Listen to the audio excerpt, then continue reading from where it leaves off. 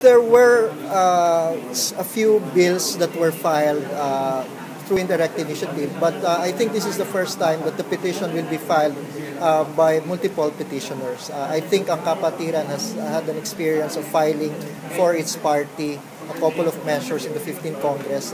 Hindi yan masyadong napansin, but this time we are determined to push Congress.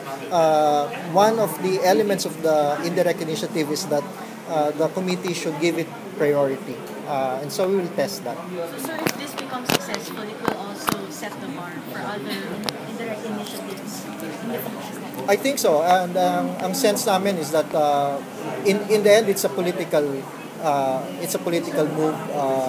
And I think the strength and success of it really relies not much on how they will respond, but how strong the campaign will be in the 16th Congress. And I think precisely now,